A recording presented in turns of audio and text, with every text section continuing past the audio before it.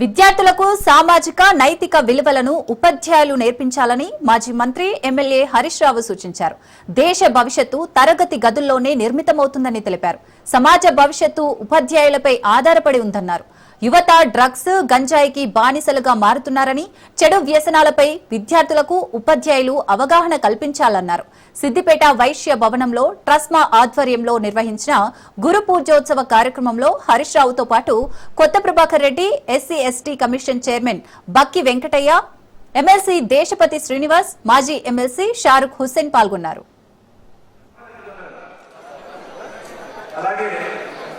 Teacher గారు, అలాగే Panchatantra unit G స్నేహ గారు, ప్రగతి విజ్ఞాన కేంద్ర చేర్యాల సిహెచ్ మల్లారెడ్డి గారు, అలాగే అన్నపూర్ణ గారు, అలాగే దాన విశ్వపతి గారు, వికాస్ గ్రామ స్కూల్ కాపర్తి జనరల్ గా ఉపాధ్యాయ దినోత్సవం అంటే ప్రభుత్వ పాఠశాలలో మాత్రమే చేయడం, ప్రభుత్వ ఉపాధ్యాయులు మాత్రమే గుర్తించి వాళ్ళకు మాత్రమే అవార్డులు ఇస్తూ ఉంటారు.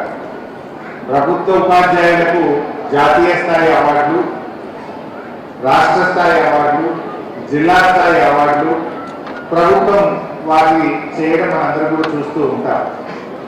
కానీ విద్య అనేది నిజంగా చూసుకుంటే మన రాష్ట్రంలో కానీ దేశంలో కానీ సగం గవర్నమెంట్ ఉంటే సగం ప్రైవేట్లో ఉంది. మరి ఇక్కడ చదువు చెప్పేది ఉపాధ్యాయులే, ఇక్కడ కూడా చదువు చెప్పేది ఉపాధ్యాయులే. కానీ ఈ ఉపాధ్యాయులకు గురు పూజోత్సవం సందర్భంగా మాకు గుర్తింపు లేవు అనేటువంటి భావన ఉండేది. నేను రాష్ట్ర మంత్రిగా ఉంటూ సిద్దిపేటలో ప్రభుత్వ ఉపాధ్యాయులతో పాటు ప్రైవేట్ ఉపాధ్యాయులను కూడా ఉత్తమ ఉపాధ్యాయులను సన్మానించే కార్యక్రమాన్ని మనం ప్రారంభించాం. ఒక మంచి సాంప్రదాయాన్ని మన సిద్దిపేటలో మనం తెచ్చుకున్నాం. ప్రతి ఏటా కూడా అద్భుతంగా ఎంతో చక్కగా విద్యా బోధనలు చేసి మరి గొప్ప విద్యార్థులను సమాజానికి అందించేటువంటి మిమ్మల్ని కూడా సన్మానించుకోవడం ఇది మా బాధ్యతగా మేము భావిస్తూ వచ్చాం. దాంట్లో భాగంగా ఈ సంవత్సరం కూడా ఈ కార్యక్రమాన్ని మనం ఏర్పాటు చేసుకున్నాం.